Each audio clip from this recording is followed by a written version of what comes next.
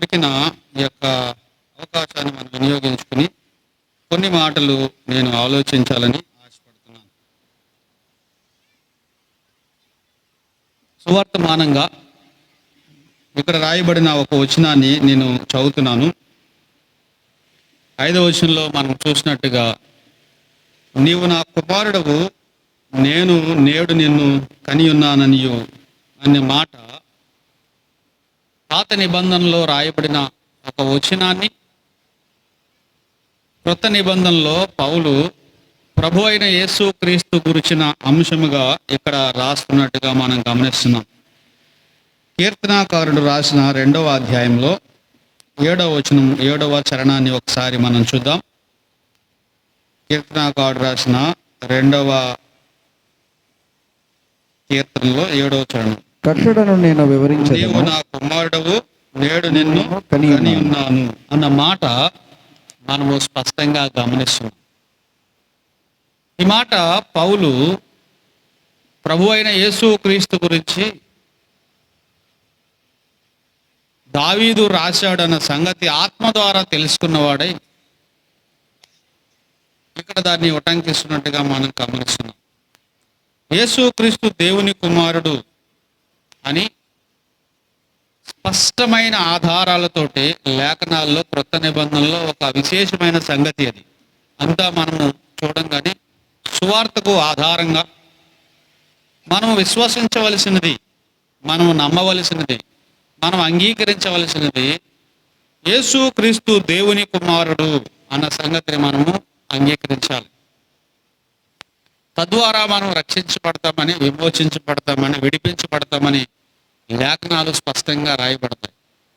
ఇక్కడ దేవుడు, తండ్రి అయిన దేవుడు తన కుమారునితో నీవు నా కుమారుడు అనియు నేడు నేను కని ఉన్నాననియు అన్న మాట మనం గమనిస్తున్నాం. యేసు క్రీస్తు ఎప్పటి నుంచి దేవుని కుమారుడు అన్న ప్రశ్న మనము ఆలోచిస్తే, ఆయన నిత్యత్వం నుంచి దేవుని కుమారుడుగా ఉన్నాడు అన్న సంగతి లేఖనాల్లో మనము స్పష్టంగా చూడవచ్చు. ఆయన పుట్టినప్పటి నుంచి దేవుని కుమారుడు, నిత్యత్వంలో ఆయన దేవుని కుమారుడు, ఆయన పునరుత్థానుడై తిరిగి లేవడం ద్వారా దేవుని కుమారుడు. ఈ 3 ఆస్పెక్ట్స్ ఆయన కుమారత్వంలో ఉన్న గంభీరమైన సత్యాలు. మరలా చెప్తున్నాను, అన్నీ మనం వివరించుకోలేకపోవచ్చు, కానీ ఆయన దేవుని కుమారుడు ఎప్పటి నుంచి అంటే నిత్యత్వంలో కూడా ఆయన దేవుని కుమారుడే. అంటే ఈ భూలోకానికి ఆయన రాకముందు ప్రభు అయిన యేసు క్రీస్తు దేవుని కుమారుడిగా చిత్రీకరించబడ్డాడు, వ్రాయబడ్డాడు. తర్వాత కన్యమేరీ గర్భంలో పుట్టిన తర్వాత కూడా ఆయన కుమారుడిగా ప్రస్తావించబడ్డాడు. చనిపోయి తిరిగి లేవడం ద్వారా కూడా ఆయన కుమారుడిగా ప్రస్తావించబడినట్టుగా మనం చూస్తున్నాం. ఒక వచనాన్ని మనం చదువుకుందాం, చూడండి. పేతురు రాసిన మొదటి పత్రిక 1వ అధ్యాయం 20వ వచనంలో ఆయన నిత్యత్వం గురించిన మాట పేతురు ఇక్కడ రాస్తున్నట్టుగా మనం చూస్తున్నాం. ఆయన జగత్తు పునాది వేయబడక మునిపే నియమింపబడెను అన్న మాట మనం చూస్తున్నాం. ఆయన జగత్తు పునాది వేయబడక మునిపే నియమించబడ్డాడు. ఎలాగా? ఆయన కుమారుడుగా. ఈ జగత్తుకు పునాది వేయబడక మునిపే ఆయన దేవుని కుమారుడు అన్న మాట మనం చూస్తున్నాం. అసలు యూదులు యేసు ప్రభుని చంపడానికి గల కారణం కూడా అదే. చూడండి, యోహాను సువార్త 8వ అధ్యాయం 50వ వచనం చూడండి. వారికి అర్థం కాలేదు యేసు ప్రభు ఆయన నిత్యత్వాన్ని, తండ్రితో ఆయనకున్న సంబంధాన్ని, తండ్రికి ఆయనకి ఉన్న ఆ సహచర్యాన్ని, సహవాసాన్ని తెలియజేసిన కారణాన్ని బట్టి వారు దాన్ని అర్థం చేసుకోలేక ప్రభువైన యేసుక్రీస్తు వారిని వారు చంపను ఉద్దేశించినట్టుగా లేఖనాలు చాలా స్పష్టంగా మనం చూడవచ్చు. 8వ అధ్యాయము యోహాను సువార్త 50వ వచనం చదువుదామా? నేను నా మహిమను వెతుకుటలేదు, వెతకుచూ తీర్పు తీర్చుచూ ఉండువాడు ఒకడు కలడు. ఒకడు నా మాట గైకొనిన ఎడల వాడెన్నడూను మరణము పొందడని మీతో నిశ్చయముగా చెప్పుచున్నానని ఉత్తరం ఇచ్చాను. నేను మీతో నిశ్చయముగా చెప్పుచున్నానని ఉత్తరం ఇచ్చాను. తర్వాత ఇక్కడే మనం ఒక మాట చూడొచ్చు. అదేంటంటే, వారు ఎందుకు ఆయన రాళ్ల పట్టుకుని కొట్టాలనుకున్నారంటే, ఆయన తండ్రితో సమానుడుగా ఆయన తను చేసుకునిచున్నాడు, లేదంటే తండ్రితో సమానుడుగా దేవుడిగా చెప్పుకొనిచున్నాడు అన్న సంగతిని వారు ఆయనను రాళ్ళు పట్టు కొట్టడానికి ఇష్టపడినట్టుగా మనం గమనిస్తున్నాం. మరొక వచనాన్ని మనం చూడవచ్చు. 54 వచనం చూడండి. 54 వచనం. అందుకు యేసు నన్ను నేనే మహిమపరచుకున్న ఎడల నా మహిమ వట్టిది, మా దేవుడని మీరెవరిని గూర్చి చెప్పుదురో ఆ నా తండ్రియే నన్ను మహిమపరుచుచున్నాడు. ఆ నా తండ్రియే నన్ను మహిమపరుచున్నాడు అన్నాడు. నన్ను మహిమపరిచేవాడు తండ్రి, నేను ఆయన కుమారుడను. కాబట్టి నన్ను నేను మహిమపరచుకోవట్లేదు, నన్ను పంపించిన దేవుడు, మీరు దేవుడని ఎవరిని చెప్పుకుంటున్నారో ఆయన నా తండ్రి. యేసుప్రభు వాళ్ళని స్పష్టంగా అడిగారు, మీరు నన్ను ఎందుకు రాళ్ల పట్టుకొని కొట్టాలని యోచిస్తున్నారు? నేను ఏ తప్పు చేశానని కొట్టాలని యోచిస్తున్నారంటే, నీవు దేవుణ్ణి సొంత తండ్రి అని చెప్పుకొనుచున్నావు, అందుని బట్టి నేను రాళ్ళు పట్టుకుని కొట్టాలని మేము ప్రయత్నం చేస్తున్నామని వాళ్ళు చెప్పారు. అర్థమైందా? మీరు నన్ను మహిమపరచిన అవసరం లేదు, నన్ను పంపించిన నా తండ్రి, మీరు ఎవరినైతే దేవుడు అంటున్నారో ఆయన నా తండ్రి, నేను ఆయన కుమారుని. ఎప్పటి నుంచి? జగత్తు పునాది వేయబడక మునిపే. మనందరికీ తెలిసిన వచనము ఒకటి చూద్దాం, చూడండి. 9వ అధ్యాయము యెషయా గ్రంథంలో 6వ వచనం మనకి చూద్దాం. యెషయా గ్రంథంలో ఆయన కుమారత్వం గురించి, ఆయన మానవత్వం గురించి 2 పదాలు ప్రభు ఒకేసారి ప్రవక్త ద్వారా అక్కడ రాయించినట్టుగా మనం చూడవచ్చు. 9వ అధ్యాయము 6వ వచనం చూడండి. యాలయనగా మనకు శిశువు పుట్టెను అన్నాడు, మనకు కుమారుడు అనుగ్రహించబడేను అన్నాడు. కుమారుడు అనుగ్రహించబడ్డాడు, శిశువుగా పుట్టాడు. పుట్టినవాడు శిశువు, ఆయన యేసు. కుమారుడుగా అనుగ్రహించబడ్డాడు, ఆయన అభిషక్తుడు, శాశ్వతం నుంచి శాశ్వత కాలం వరకు ఉండేవాడు. ఆయన మానవత్వం, ఆయన దైవత్వం కలిసి ఇక్కడ యెషయా ప్రజలకు తెలియజేస్తాడు. మనకు శిశువు పుట్టాడు కాబట్టి చనిపోతాడు. అర్థమైందా? కానీ కుమారుడుగా అనుగ్రహించబడ్డాడు, ఆయనకు మరణం లేదు. శాశ్వత కాలం నుంచి శాశ్వత కాలం వరకు నివసించేవాడు, తండ్రితో ఏకముగా ఉన్నవాడు, తండ్రిని విడవనివాడు, తండ్రి రొమ్ములో ఉన్నవాడు, సృష్టి ఏర్పాటులో కానీ సృష్టి క్రమాన్ని నిర్వహించట్లో కానీ ఆయన అన్ని విషయాల్లో తండ్రితో కూడా సమానుడుగా ఉన్నవాడుగా మనం గమనిస్తున్నాం. మనకు శిశువు పుట్టిక ఉంది కాబట్టి మరణం. యేసుక్రీస్తు ఈ లోకంలో ఉండగా ఆయన 2 లక్షణాలు మనకు కనబడతాయి. ఒకటి, ఆయన శిశువుగా పుట్టాడు, ఆయన మానవత్వం కనబడుద్ది. కుమారుడుగా అనుగ్రహించబడ్డాడు, ఆయన దైవత్వం కనబడుద్ది. ఆయన అలిసిపోయాను అన్న మాట మనం చూస్తాం. ఆయన మానవత్వం, నీవు నేను ఎలా అలిసిపోతాం, ఆయన కూడా అలా అలిసిపోయాడు. కానీ అలిసిపోయిన రీతినే కూర్చుని నీవెన్నడూ చనిపోకున్నట్లు జీవజలాన్ని నేను ఇస్తానని చెప్పాడు, అది ఆయన దైవత్వం. లాజరు చనిపోయినప్పుడు ఆయన కన్నీళ్లు కార్చారు, యూదులు ఏడడం చూసి ఆయన కన్నీరు కార్చినట్టుగా మనం గమనిస్తున్నాం, ఆయన మానవత్వం. అదే యేసు ప్రభు లాజరు యొక్క సమాధి ఎదుట నిలబడి లాజరు బయటికి రమ్ము అన్నాడు, అది ఆయన దైవత్వం. ఆయన అమరం మీద తలగాడి మీద తలవాల్చుకుని నిద్రించుండెను, అది ఆయన మానవత్వం. లేచి గాలిని సముద్రమును గద్దించగా అది మిక్కిలి నిమలమాయను, అది ఆయన దైవత్వం. మనకు శిశువు పుట్టాను, ఆయన మానవత్వం. పుట్టినవాడు చనిపోతాడు, మనకు కుమారుడు అనుగ్రహించబడిన ఆయన దైవత్వం. నేడు నీవు నా కుమారుడు అని, నేను కని ఉన్నానని దేవుడు ఎవరితో, దేవదూతలతో ఎప్పుడైనా చెప్పాడా? ఆయన తన కుమారుని ఈ లోకానికి పంపించాడు అని తెలియజేస్తున్నాడు. ఇక్కడ చాలా స్పష్టంగా మనం గమనించవలసిన ఒక సంగతి ఏంటంటే, యేసుక్రీస్తు వారి యొక్క కుమారత్వము ఇప్పటిది కాదు, శాశ్వత కాలం నుంచి ఉన్నది. శాశ్వత కాలం నుంచి అంతము లేనిది. ఆయన శిశువుగా పుట్టాడు కానీ అనుగ్రహించబడ్డాడని అక్కడే రాయబడింది. నీ కొరకు నా కొరకు రూపము లేనివాడు, వాక్కుగా ఉన్నవాడు, తండ్రి రొమ్ములో ఉన్నవాడు, నీవు నాకు ఒక శరీరమును అమర్చితివి అని చెప్పాడు. నీవు నాకు ఒక శరీరమును అమర్చితివి. గ్రంథపు చుట్టలో నన్ను గురించి రాయబడిన సంగతులన్నీ నెరవేర్చడానికి నేను దిగి వచ్చి ఉన్నాను.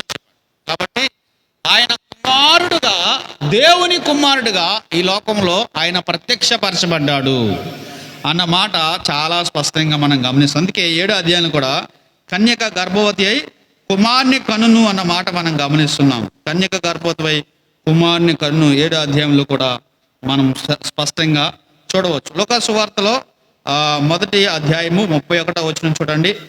లూకా సువార్త 1వ అధ్యాయము 31వ వచనం చదువుతారా?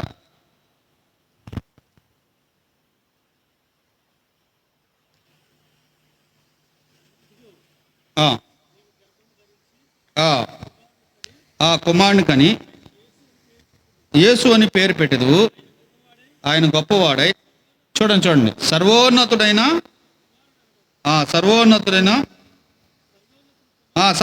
కుమారుడు అనబడును అన్న మాట మనం గమనిస్తున్నాం.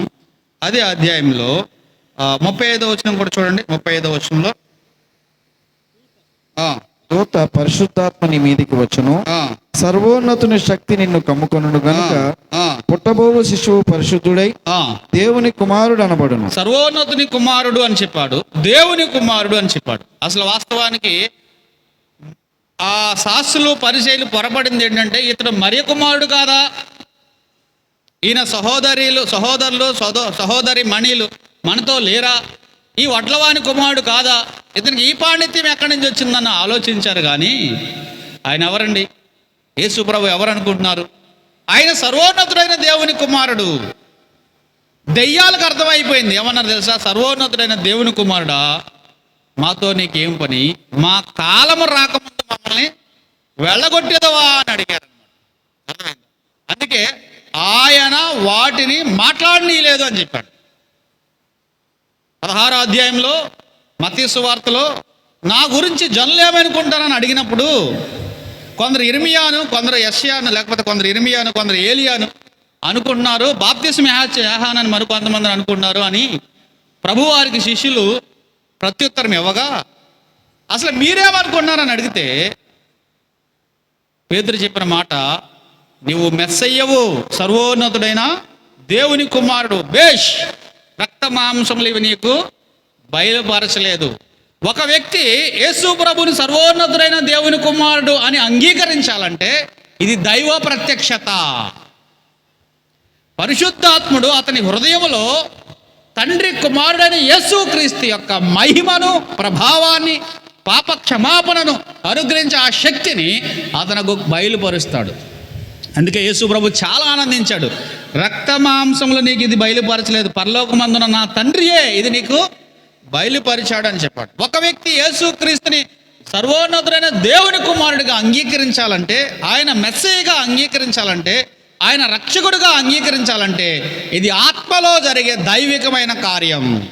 ఈరోజు ఆయన కుమారుని గురించిన సంగతులు ప్రకటించబడుతుండగా పరిశుద్ధాత్ముడు లోపల పనిచేస్తూ ఉంటాడనమాట. ఆయన సర్వోన్నతుడైన దేవుని కుమారుడు అని చాలా స్పష్టంగా రాయబడింది. మరి ఆయన పుట్టడం ద్వారా కూడా దేవుని కుమారుడిగా మనం చూస్తాం.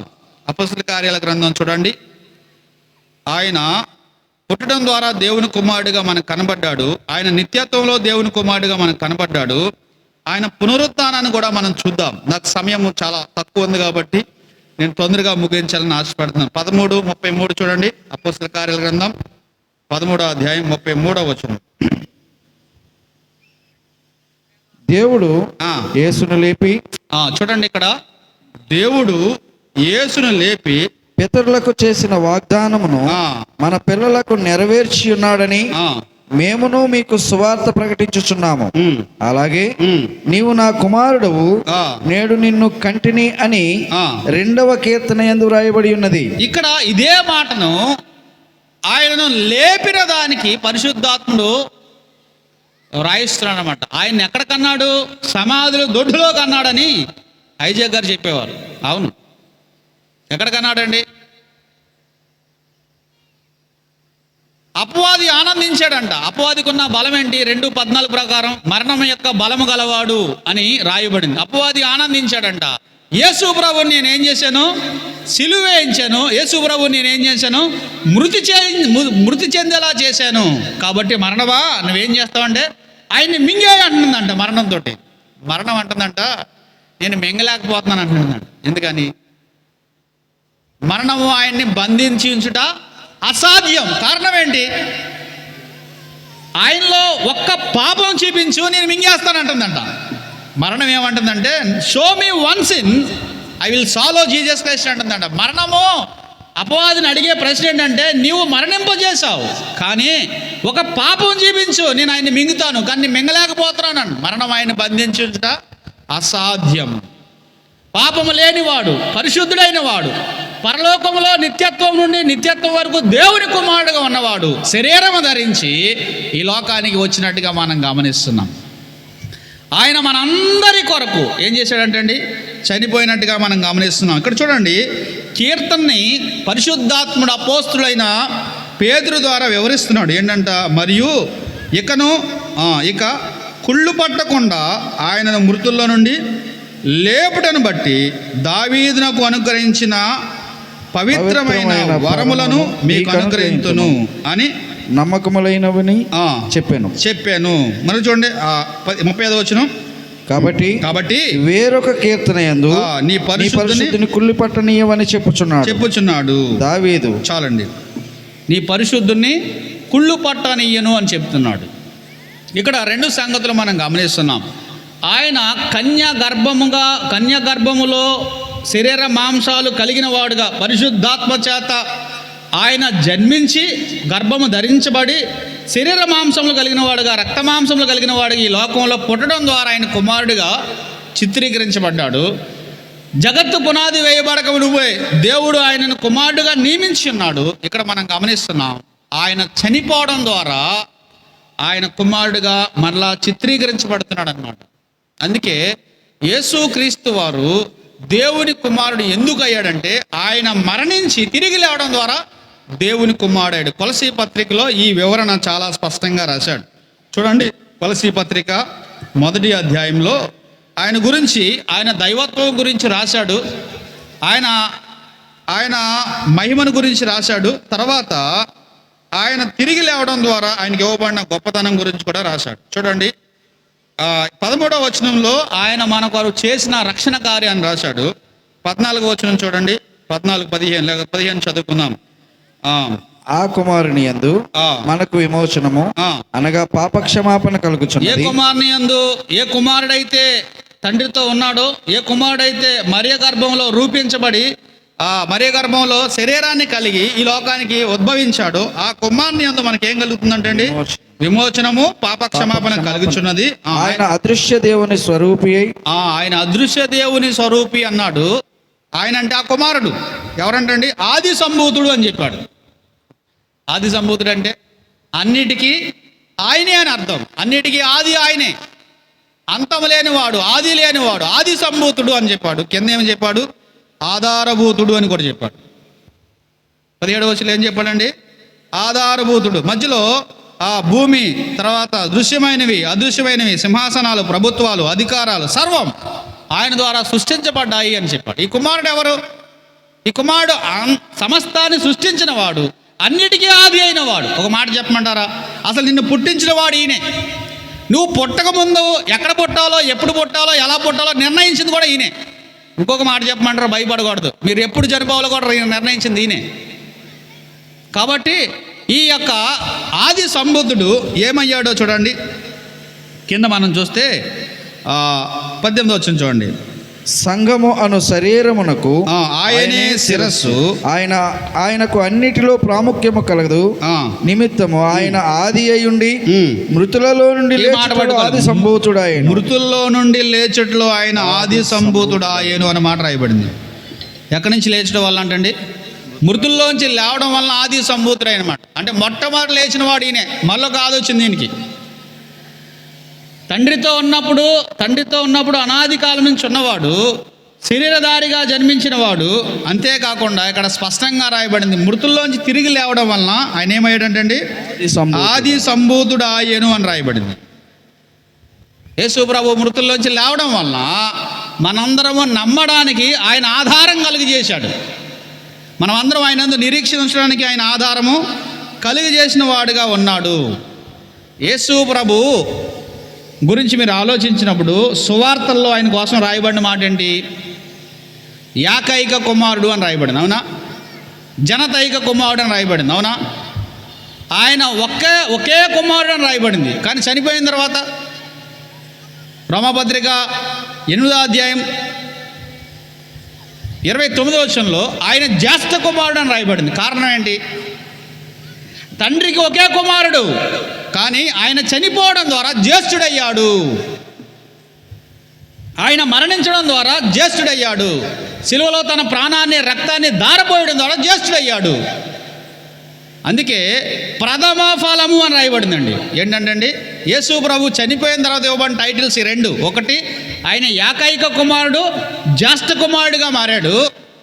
ఆయన ప్రథమ ఫలముగా మారాడు అనమాట.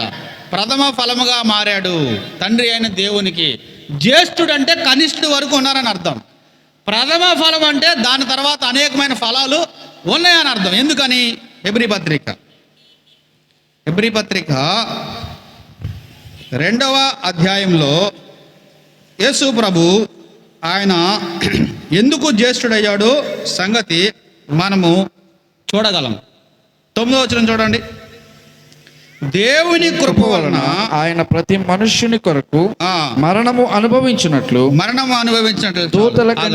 ఇది దేవుని కృప అంట. యేసుక్రీస్తు మరణం అనుభవించడం ఏంటి? దేవుని కృప. ఎప్పుడైనా ఆలోచించారా ఈ యొక్క యాంగిల్లో? It is God's grace. Crucifying Jesus Christ is God's grace.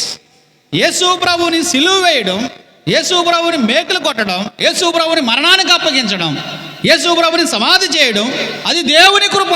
కారణం ఏంటంటే నీకు నాకు ఇంకా మరణము లేకుండా చేయడానికి. ఆయన ఇక్కడ మాట చూడండి, మరణము అనుభవించినట్లు అన్నాం కదా. కింద ఏం రాశాడు? మరణాన్ని రుచి చూశాడు అని రాయబడింది. మరణము లేనివాడు, ఆది లేనివాడు, ఆయన మరణాన్ని రుచి చూశాడంట. ఎందుకు రుచి చూశాడు? కింద చెప్పాడు చూడండి.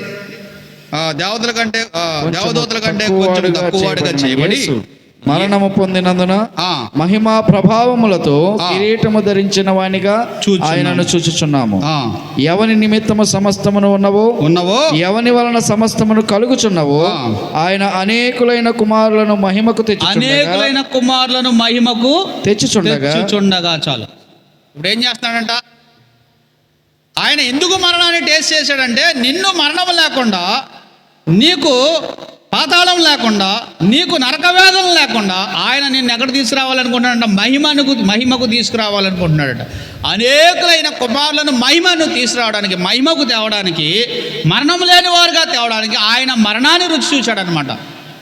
ఇప్పుడు ప్రపంచమంతా దేని మీద యుద్ధం చేస్తున్నారు? వయసు మీద యుద్ధం చేస్తున్నారు. అవును కదా? అవునా కాదా? 60 సంవత్సరాలు వచ్చిన 20 సంవత్సరాల్లో కనబడాలని అంటారు. ప్రయత్నం చేయడం దేనికి? Fighting against the age. వయసు తగ్గించుకోవాలి, వయసు తగ్గించుకున్నట్టు కనబడాలి, అందరూ యవనస్తులుగానే ఉండాలి, మరణం ఉండకూడదని ప్రయత్నం చేస్తున్నారు. కానీ ఎవరు జయించలేకపోతుంది. ఎక్కడ సొల్యూషన్ ఉంది ఏంటో తెలుసా? అనేకులను ఆయన మహిమకు తీసుకురావడానికి ఇష్టపడుతున్నాడు. మన్న అయిపోతావా, మహిమలోకి వస్తావా, నువ్వే నిర్ణయించుకోవాలి. యేసు ప్రభు నిన్ను మహిమలోకి తీసుకురావడానికి ఆయన మరణాన్ని అనుభవించాడు, మరణాన్ని రుచి చూచాడు అని రాయబడింది. ఎందుకంటే మరణం యొక్క డెన్సిటీ అనుభవించింది ఎవరో తెలుసా? యేసు ప్రభు మాత్రమే. మనం అందరం కూడా మరణం పేరు చెప్పగానే గుండె ఆగిపోద్ది మనకి. కానీ ఆయనకి 6 hours he was wrestled with the death అనమాట. మరణంతో సంపూర్ణంగా పోరాడాడు. ఎందుకంటే పాపము లేనివాడు, పరిశుద్ధుడైన వాడు. ఆయన మరణంతో సంపూర్ణంగా పోరాడాడు, మరణ వ్యాధులను సంపూర్ణంగా అనుభవించాడు. అందువలన మరణాన్ని ఆయన ఎత్తివేయడానికి సరిపోయిన వాడుగా ఉన్నాడనమాట. ఆయన మరణాన్ని అనుభవించాడు, కానీ ఆయన కుళ్ళు పట్టలేదు. ఎందుకు కుళ్ళు పట్టలేదు? ఆయన పరిశుద్ధుడిని ఆయన ఏం చేయడండి? కుళ్ళు పట్టనీయుడు అని చెప్పాడు. అందుకే యేసుక్రీస్తు సమాధి తెరవబడగానే సువాసన వచ్చింది.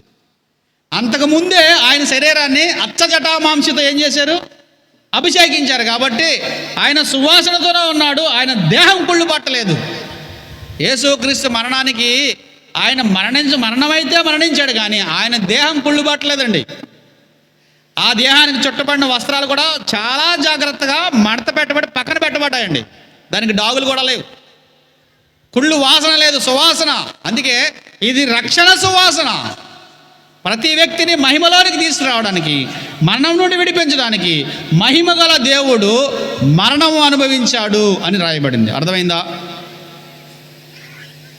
ఆ అంతము లేనివాడు, అనంతుడైన వాడు ఈ భూలోకానికి వచ్చాడు. అనేకులను ఆయన వలె మార్చడానికి, మరణం లేనివానిగా మార్చడానికి, జీవం గలవారుగా మార్చడానికి, దేవుని కుమారులుగా చేయడానికి ఆయన ఈ లోకానికి వచ్చినట్టుగా మనం గమనిస్తున్నాం. 2 వచనాలు చూసి మనం ముగిద్దాం. చూడండి, రోమాపత్రిక సువార్త యొక్క వివరం మొత్తం అంతా కూడా అందులో 1వ అధ్యాయంలోనే పౌలు చాలా స్పష్టంగా రాశాడు. చూడండి, 1వ అధ్యాయము 1 నుంచి 7 వచనాలు కలిసి ఉన్నాయి. మధ్యలో నేను చదువుతున్నాను. 1వ అధ్యాయము 1 నుంచి 7 వరకు.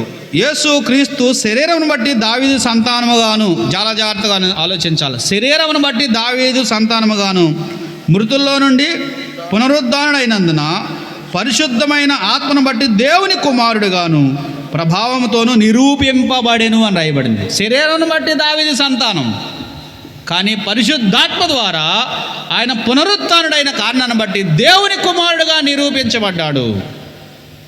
యేసుక్రీస్తు మృతుల్లోంచి తిరిగి లేవడం ద్వారా ఆయన దేవుని కుమారుడుగా నిరూపించబడ్డాడు. మరణాన్ని ఆయన జయించాడు, సమాధిని ఆయన జయించాడు, పాపాన్ని ఆయన జయించాడు, లోకాన్ని ఆయన జయించాడు, సాతాన్ని ఆయన జయించాడు. కాబట్టి నీకు మరణం లేకుండా చేయడానికి ఆయన యొక్క వర్తమానం తెలియజేస్తున్నాడు. నిన్ను మహిమలోనికి తీసుకురావాలి, అనేకులైన కుమారులు మరణం లేని వారుగా మహిమలోనికి మార్చబడాలని నేడు నేను నిన్ను కని ఉన్నాను అని చెప్పాడు. ఈ రాత్రి వేళ ఒకవేళ యేసు ప్రభువును నమ్ముకుంటే ఏమవుతుందో తెలుసా? తిరిగి జన్మిస్తావు, మరొక జన్మ నీకు కలుగుతుంది. దేవుని కుమారుడిగా నీవు జన్మిస్తావు, క్రొత్త జన్మ నీవు అనుభవిస్తావు. దేవుని యొక్క మహిమోన్నతమైన ఆ మహిమగల పరలోకానికి నీవు వారసుడిగా చేయబడతావు. ఇక్కడ చూడండి, ఆ దేవుని కుమారుడుగా ఏమయ్యాడంట? నిరూపించబడ్డాడు అని చెప్పాడు. తర్వాత ఈయన నామము నిమిత్తం, చూడండి, ఆయన దేవుని కుమారుడుగా నిరూపించబడ్డాడు. ఈయన నామము నిమిత్తము సమస్త జనులు విశ్వాసమునకు విధేయులగినట్లు ఈయన ద్వారా మేము కృపను అపోస్తలత్వమును పొందుతుమే. మీరును వారిలో ఉన్నవారై యేసుక్రీస్తు వారసులుగా ఉన్నటకు పిలువబడి ఉన్నారు అన్నాడు. ఎవరు వారసులుగా ఉన్నారనకంట? మీరు యేసుక్రీస్తు వారసులయ్యే అవకాశం ఉన్నది. ఆయనకి ఎలాగైతే మరణం లేదో నీకు మరణం లేకుండా, ఆయన ఎలాగైతే దేవుని కుమారుడుగా కీర్తించబడుతున్నాడు, అంగీకరించబడ్డాడు, నీకు కూడా ఆ అవకాశము దేవుడు ఇస్తున్నట్టుగా మనం గమనిస్తున్నాం. ఆయన మహిమలో ఉన్నవాడు మానవుడిగా దిగి వచ్చాడు. మానవుడిని మహిమలోనికి తీసుకెళ్ళడానికి మహోన్నతమైన కార్యాన్ని జరిగించాడు. శిలువ మరణాన్ని అనుభవించాడు, సమాధి చేయబడి తిరిగి లేచాడు. తిరిగి లేవడం ద్వారా అందరూ దీన్ని నమ్మడానికి ఆయన ఆధారం కలుగజేశాడు అనమాట. అర్థమైందా? మరణించి తిరిగి లేచిన వారు ఎవరైనా ఉన్నారా? చెప్పుకునేవారు ఉన్నారు, చూపించిన వారు ఎవరు లేదు. లెగిస్తాననే వారు ఉన్నారు, కానీ లేగలేదు. తిరిగి లేచిన వాడు పునరుద్ధరణైన యేసు ప్రభు మానవ జాతికి ఒక గొప్ప సందేశాన్ని ఇస్తున్నాడు. మీరు దేవుని కుమారులయ్యే అవకాశం ఉన్నది. యోహాను సువార్త 1వ అధ్యాయము మనందరికీ తెలిసిన వచనమే కదా. ఎందరు తన్ను అంగీకరిస్తారో 12వ వచనం చూడండి. యోహాను సువార్త 1వ అధ్యాయం 12వ వచనం. ఎందరు అంగీకరించరు, తన్ను ఎందరు అంగీకరించరు, వారికి అందరికా కొందరికా? అందరికీ. ఎవరైతే యేసుక్రీస్తు దేవుని కుమారుడు, సర్వోన్నతుడైన దేవుని కుమారుడు, ఆయన మెస్సయ్య అని ఎవరైతే అంగీకరిస్తారో అందరికీ కూడా ఏమవుతుందండి? వారికి అందరికీ అనగా తన నామమునందు విశ్వాసం ఉంచిన వారికి దేవుని పిల్లలగుటకు దేవుని పిల్లలు అవుతారు అని చెప్తున్నాడు. ఏమవుతారంట? దేవుని పిల్లలు. ఎంత గొప్ప అవకాశం! ఈ రాత్రి వేళ ఈ అవకాశాన్ని మీరు వినియోగించుకుంటే, ఈ అవకాశాన్ని మీరు ఉపయోగించుకుంటే మీరు దేవుని కుమారులు అయ్యే అవకాశాన్ని కలిగిస్తున్నాడు. మీరు దేవుని అంగీకరిస్తే మీరు దేవుని కుమారులు అవుతారు. ఏం అంగీకరించాలి? దేవుడి కుమారుడు భూలోకానికి వచ్చి మనందరి కొరకు తన ప్రాణాన్ని రక్తాన్ని అర్పించి సమాధి చేయబడి తిరిగి లేచాడని నువ్వు అంగీకరించాలి. ఆయన మృతుల్లోంచి లేవడం ద్వారా ఆది సంభూతుడు అయ్యాడని రాయబడింది. ఆయన జ్యేష్ఠ కుమారుడుగా ఉన్నాడని రాయబడింది. ఆయన ప్రథమ ఫలముగా నిరూపించబడినట్టుగా మనం గమనిస్తున్నాము. కొరింథీయులు రాసిన 2వ పత్రిక 6వ అధ్యాయం 18వ వచనం చూడండి. కొరింథీయులు రాసిన 2వ పత్రిక 6:18. దేవుని ఆలయమునకు విగ్రహములతో ఏమి పొందుక? మనము జీవము గల దేవుని ఆలయమై ఉన్నాము. అందుకు దేవుడు ఎలాగో సెలవిస్తున్నాడు. చాలా జాగ్రత్తగా వినాలి. నేను వారిలో నివసించి సంచరింతును, నేను వారి దేవుడినై ఉందును, వారు నా ప్రజలై ఉందురు. ఆ. కావున మీరు వారి మధ్య నుండి బయలువెడలి ఆ. ప్రత్యేకముగా ఉండుడి. ఆ. అపవిత్రమైన దానిని ముట్టకుడని ప్రభువు చెప్పుచున్నాడు. ఆ. మరియు నేను మిమ్మల్ని చేర్చుకుందును. ఆలోచించండి, ఏమంటున్నాడండి ఆయన? నేను మీరు ప్రత్యేకంగా ఉంటే, మీరు బయలు వెళితే, మీరు నా యొద్దకు మళ్ళితే, మీరు నన్ను అంగీకరిస్తే నేను మీ దేవుడినై ఉంటాను అని చెప్తున్నాడండి. నేను మీ దేవుడినై ఉంటాను, మిమ్మల్ని చేర్చుకుంటాను అంటున్నాడండి. ఒక మాట చెప్పమంటారా? మన పాపము మన భార్యతో చెప్పినా మన ముఖం చూడదు. అంత భయంకరమైన పాపంలో మనం జీవించేవారు చాలామంది.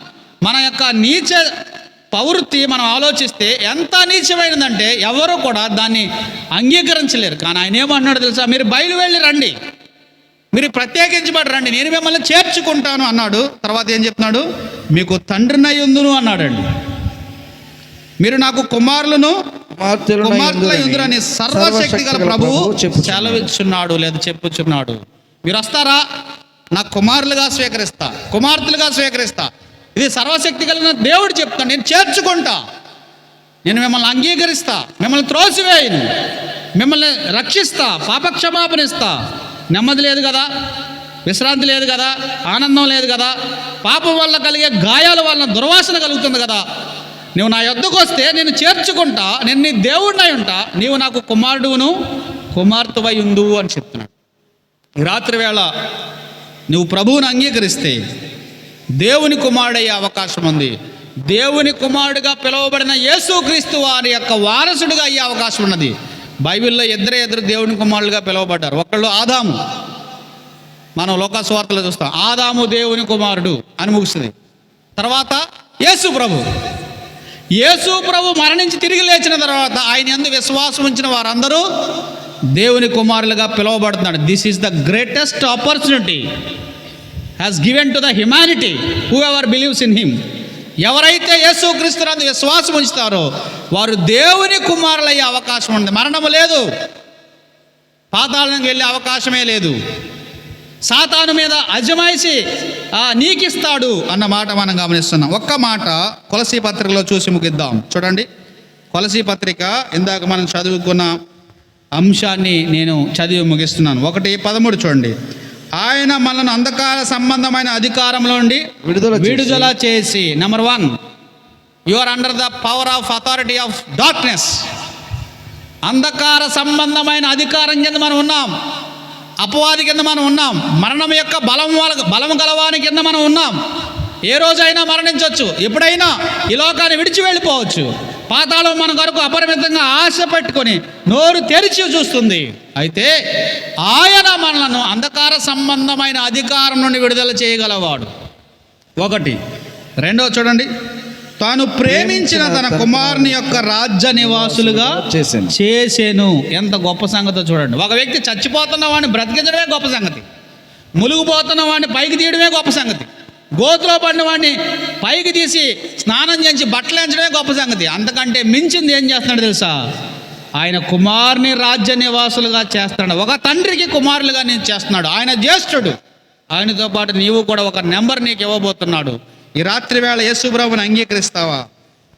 చూడండి, ఆ కుమారుని యందు మనకు విమోచనమును అనగా మన పాపములకు క్షమాపణ కలుగుచున్నది అని చెప్పారు. ఆ కుమారుని యందు మనకి ఏం కలుగుతుందంటండి? విమోచన. 2ది పాప క్షమాపణ. విమోచన అంటే పూర్తి వెల చెల్లించబడుతుంది, పూర్తి వెల చెల్లించబడుతుంది. పాప క్షమాపణ కలుగుచున్నది. నేడు నీవు నా కుమారుడు అని, నేడు నేను కని ఉన్నానని తండ్రి చెప్తున్నాడు యేసు ప్రభుతోటి. నిత్యత్వం నుంచి ఆయన దేవుని కుమారుడు, కన్యమేరి గర్భంలో రక్తమాంసములు గలవాడుగా పుట్టడం ద్వారా దేవుని కుమారుడు. ఆయన సమాధి చేయబడి మరణాన్ని, సమాధిని, సాతాన్ని జయించి తిరిగి లేవడం ద్వారా ఆయన దేవుని కుమారుడు. ఎవరైతే ఆయనను దేవుని కుమారుడుగా అంగీకరిస్తారో వారందరూ పాప క్షమాపణ పొందుతారు, నరకం నుంచి, మరణం నుంచి, పాతాళం నుంచి విడిపించబడతారు. ఇది దేవుని యొక్క గొప్ప సంకల్పం. ఈరోజు ఆయన అంగీకరిస్తావా? పాపమును విడిచిపెట్టి పరిశుద్ధుడైన దేవుని కుమారుని యందు విశ్వాసం ఉంచుతావా? నిత్య జీవాన్ని స్వతంత్రించుకుంటావా? కుమారుని యందు విశ్వాసం ఉంచిన వాడు ఏముంటుందండి? జీవము లేదు, నిత్య జీవము లేదు, కానీ దేవుని ఉగ్రత వాని మీద నిలుచును అని చెప్పాడు. కుమారుని ముద్దు పెట్టుకొనుము, లేకపోతే ఆయన కోపించును అని చెప్పాడు. ఈరోజు ఆయన కుమారుడుగా ప్రత్యక్షపరచబడ్డాడు. రేపొద్దున సర్వాధికారిగా రాబోతున్నాడు, సింహాసనాసీనుడుగా రాబోతున్నాడు, కొదమ సింహంగా రాబోతున్నాడు. తాళలేవు. కానీ ఈరోజు అంగీకరిస్తే నీవు కుమారుడుగా చేయబడతావు, దేవుని సంతానంలో చేర్చబడతావు, ఆయన రాజ్యంలో చేర్చబడతావు, ఆయన సంఘంలో చేర్చబడతావు. ప్రార్థన చేసుకుందాం. మరొకసారి చెప్తున్నా, నా యొద్దకు వచ్చి వారిని నేను ఎంత మాత్రమో తోసివేయను. ఆయన చెప్పాడు, నేను మిమ్మల్ని చేర్చుకుంటాను, కౌగలించుకుంటాను. తప్పిపోయిన కుమారుడు దూరం ఉన్నప్పటికీ తండ్రి దూరం నుంచి చూశాడు, పరిగెత్తుకుని వెళ్ళాడు, మెడ మీద పడ్డాడు, ముద్దులెట్టుకున్నాడు. నా కుమారుడా, తప్పిపోయావు, దొరికావంతే చాలు, చచ్చిపోయావు, బ్రతికావంతే చాలు. అవును, నువ్వు దేవుని కుమారుడువే, దేవుని కుమార్తెవే. పాపానికి అమ్మబడ్డావు, లోకానికి అమ్మబడ్డావు, అంధకార సంబంధమైన అధికారంలో ఉన్నావు. వస్తావా? ఇస్తావా నీ హృదయాన్ని? ఈ రాత్రి వేళ ప్రభువు నిన్ను కుమారుడుగా స్వీకరించాలనుకుంటున్నాడు. కూలివానిగా కాదు, కుమారుడుగానే. దాసునిగా కాదు, కుమారుడుగానే. యేసు ప్రభు, నా పాపాలు క్షమించండి, నీ కుమారుడుగా స్వీకరించండి అని అడగగలవా? పాపంలోనే ఉండి పాపం వల్ల కలుగు భ్రమ చేత చనిపోతావా? ఆలోచించండి. పరిశుద్ధుడా, ప్రేమ కలిగిన ప్రభువా, మీకు వందనాలు. మీ కుమారుని లోకానికి పంపించడం ద్వారా నిత్య జీవాన్ని, అక్షయతను మాకు అనుగ్రహించినందుకు స్తోత్రాలు. మీ దాసుడు మాట్లాడుతుండగా మీ ఆత్మతో నింపి నడిపించండి. యేసు ప్రభు నామమున అడిగి వేడుకొనుచున్నాం తండ్రి. ఆమేన్.